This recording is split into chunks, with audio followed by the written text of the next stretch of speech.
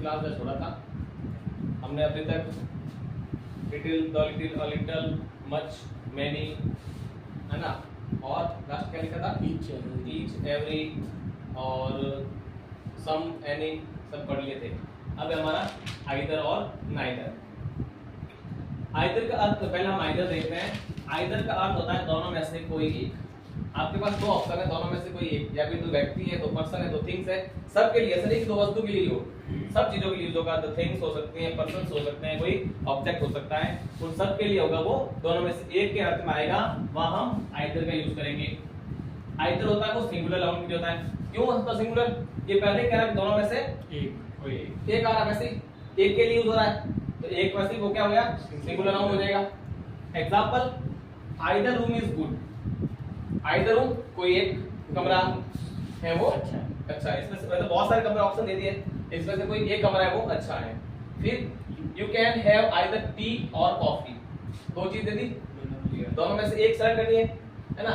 You can have either T और coffee, आप चाय या कॉफी तो एक कोई ले सकते हैं, कोई भी दोनों में से एक ले सकते हैं। और आने का हिंदी में और इंग्लिश में और का क्या होता है, या होता है ना, चाय या कॉफी, तो दोनों में से आपको एक लेना है, तो या ये लो या ये लो, ये दोनों में से एक के अर्थ में वो आइदर यूज होगा। फिर माय ब्रदर है, माय ब्रदर लॉस्ट, मेरा भाई खो चुका है क्या, आइदर पर्स और पेन, पर्स या पेन, दोनों में से कोई एक चीज है वो मेरा भाई खो चुका है। और आइदर यू और Ram was sleeping on the bench, either you या तुम या राम, दोनों में से कोई एक है वो was sleeping, सो रहा था, on the bench, बेंच पर, राम या तुम दोनों में से कोई एक है वो बेंच पर सो रहा था।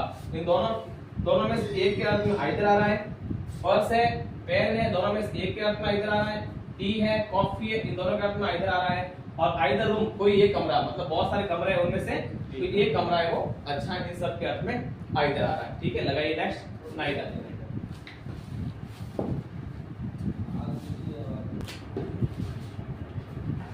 देखो नाइदर सब शॉर्ट है, एक साथ दो दिन पढ़ाएंगे। नाइदर का दोनों में से एक था, वहां पर आइदर में, तो नाइदर में आएगा तो बहुत सारी चीजें दी, कोई नहीं आएगी, दो चीजें दी हुई है और ये भी है वो सिंगुलर नाउन के लिए प्रयोग होता है। जैसे नाइदर इज वेरी गुड, कोई भी बहुत अच्छा नहीं है, नाइदर दोनों में से कोई भी चीज है वो अच्छी नहीं है। Neither of the keys worked, कोई चाबी काम नहीं करती, या कोई भी चाबी ने काम नहीं किया, वर्कड सेकंड फॉर्म आ गई, तो कोई भी चाबी ने काम नहीं किया।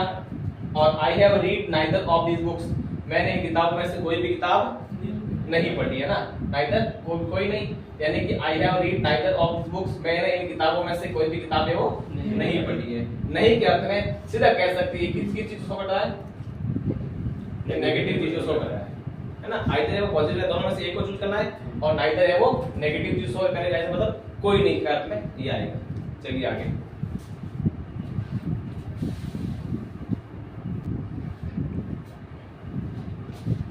नेक्स्ट, ऑल का तात्पर्य, ऑल का अर्थ होता है चाहे वो व्यक्ति के लिए आएगा, चाहे वस्तु के लिए आएगा, या किसी स्थान के लिए आएगा, सब में। जैसे ऑल इंक्लूड्स एवरी पर्सन और things of most of the particular kind, विशेष प्रकार के सभी चीजें आएगी, विशेष प्रकार के व्यक्ति के लिए आएगा, समूह के लिए आएगा या स्थान के लिए आएगा, वहां ऑल यूज होगा।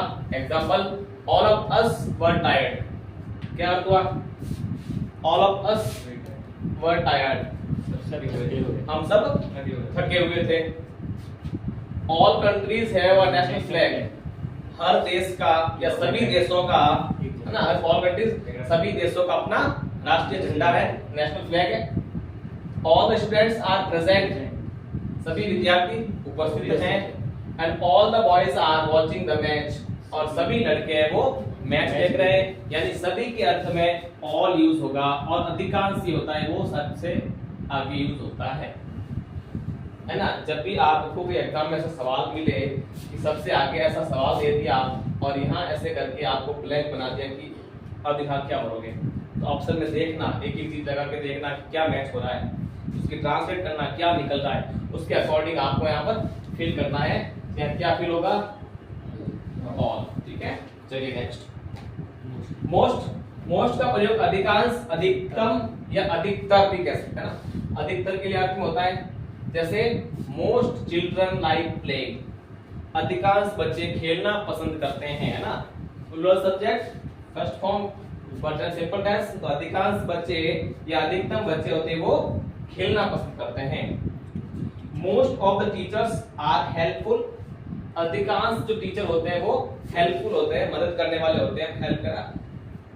और most farmers are still using the old methods, most farmers अधिकांश जो किसान होते हैं are still using the old methods, जो है पुरानी गति उस प्रविधियों को, तरीकों को, मेथड्स को, तरीकों को यूज करते, कृषि में है ना पुराने तरीके से खेती करना पसंद करते हैं, वो अधिकांश पुरानी मेथड ही यूज करते हैं। अधिकांश के लिए, अधिकतम के लिए आपको मोस्ट यूज करना है। नेक्स्ट लगाइए, ऑल हो गया, मोस्ट हो गया, अब लगाइए बोथ।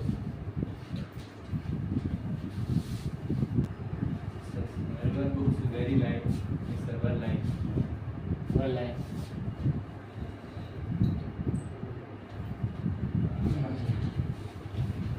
बोथ, बोथ का तात्पर्य होता है जो दोनों, अर्थात बोध संख्या को शो करेगा जिसमें दो होने का बोध होगा। ऐसी चीज होगी जो हमें दो का पता चलाएगी वह बोध, क्योंकि बोध का अर्थ क्या होता है, दोनों। जो भी चीजें गर्ल्स है, बोध है, जो भी चीज पढ़ी है, चाहे वो क्या है, both is used to say something about two persons or things of the same kind, उसी प्रकार की होनी चाहिए। ऑब्जेक्ट अलग अलग बने, वस्तुएं होती है वो अलग अलग नहीं होनी चाहिए। जैसे यहाँ क्या दे दिया, both of them are intelligent, है ना, आई एंड ही दोनों पर्सन खड़े, दोनों पर्सन नहीं है, ऐसा नहीं कि एक आदमी खड़ा कर दिया दूसरी कोई वस्तु बता दी, ऐसा नहीं है ना। तो पर्सन है तो पर्सन बताने हैं, टीम आगे दोनों सेम टीम होगी, ये पेरिस और लंदन आ रहा है, दोनों क्या है, दोनों सिटी है, तो सेम काइंड आएगा ना, सेम चीजों के बारे में ही यूज करना है।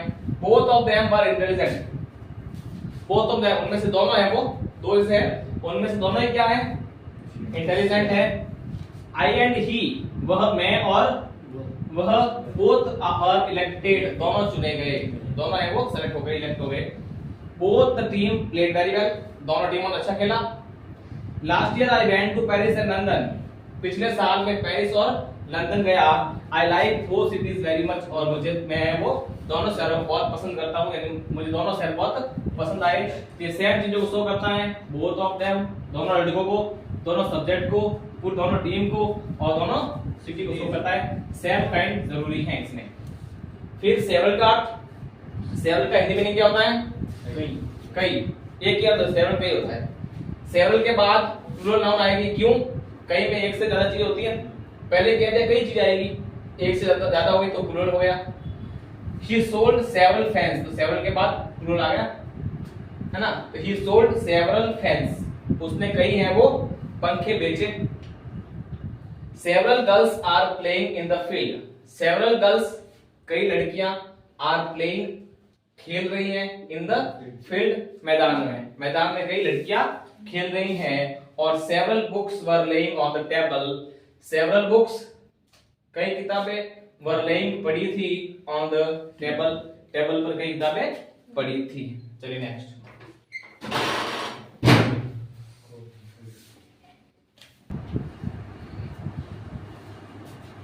देखो next, use of less. Less है वो एक मात्रा सूचक शब्द है, क्वांटिटी शो करता है। कैसे, देखिए लेस का प्रयोग होता है वो अनकाउंटेबल नाउन के पहले होता है और तुलनात्मक रूप से कंपैरिजन के तौर पर यह कम के अर्थ में आएगा, किससे कम हुआ, इससे कम करना है। और मोर इसका उल्टा है, वो तुलनात्मक रूप से अधिक के अर्थ में आएगा। सम लेस का, she has less money today, आज उसके पास कम पैसा है, आज उसके पास कम धन है, ये कम के अर्थ में आ रहा है ना। We have less time for this work, हमारे पास इस काम के लिए वो कम समय है ना। We have less time, हमारे पास कम समय for this work, इस काम के लिए। And you should spend less money on clothes, और तुम्हें है वो you should spend, तुम्हें खर्च करना चाहिए, less कम से कम या कम खर्च करना चाहिए, money पैसा, on clothes कपड़ों पर, तुम्हें कपड़ों पर है वो कम पैसा खर्च करना चाहिए। तो ये कम के अर्थ में है वहाँ less का प्रयोग होगा। फिर आता है हमारा मोर। मोर का प्रयोग तुलनात्मक से अधिक के लिए होता है, इसका उल्टा है, बाकी सेम है अनकाउंटेबल नाउन इसमें भी आएगी, है ना। यहाँ कम है, यहाँ अधिक आएगा। जैसे he works more than me, he works वह काम करता है, मोर देन मी मुझसे अधिक, तो मुझसे अधिक काम करता है, तो अधिक क्या है, मोर आ रहा है। Ram is more intelligent, Ram अधिक होशियार है देन राहुल, राहुल से भी, एंड राहुल से ज्यादा होशियार है वो राम है, तो अधिक के अर्थ में आ रहा है। And his visit might do more harm, उसका आना माइट डू मोर हार्म अधिक नुकसानदायक हो सकता है देन गुड अच्छे से, यानी उसका यहाँ आना, उसका देखना है वो अच्छे से ज्यादा नुकसानदायक हो सकता है, अच्छे से ज्यादा मोर हार्म अधिक वो खराब हो सकता है, किसे कह सकते हैं। चलिए एक और बचा है, इसके साथ चैप्टर पूरा हो जाएगा, लगा ये लास्ट वाला इनफ।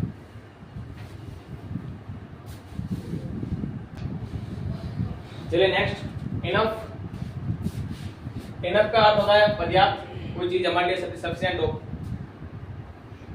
इससे किसी संख्या का या चीज की मात्रा का बोध होता है, कि जानकारी हमें प्राप्त होती है एक संख्या कितनी है हमारे पास, या उसकी चीज की मात्रा क्या है। इनफ का प्रयोग अनकाउंटेबल नाउन के लिए हो सकता है, या प्लूरल काउंटेबल नाउन के लिए भी प्रयोग हो सकता है। Example, I have enough money to spend, I have enough money मेरे पास पर्याप्त पैसा है, टू स्पेंड खर्च करने के लिए, है ना, मेरे पास है खर्च करने के लिए वो है पर्याप्त पैसा है। और she has enough books on English grammar, उसके पास इंग्लिश ग्रामर की पर्याप्त किताबें हैं, है ना, पर्याप्त पुस्तक हैं, बुक्स हैं। I have enough money to pay my fees, I have enough money मेरे पास पर्याप्त पैसा है, टू पे माई फीस मेरी फीस चुकाने के लिए मेरे पास पर्याप्त पैसा है। इन सभी के चीजों में पर्याप्त के अर्थ में आपको कहीं भी नजर आए तो आप इनफ डिटरमिनर्स का प्रयोग करोगे। इसी के साथ डिटरमिनर्स चैप्टर हमारा पूरा होता है। ठीक है, कल नए चैप्टर के साथ नई क्लास शुरू करेंगे। Thank you.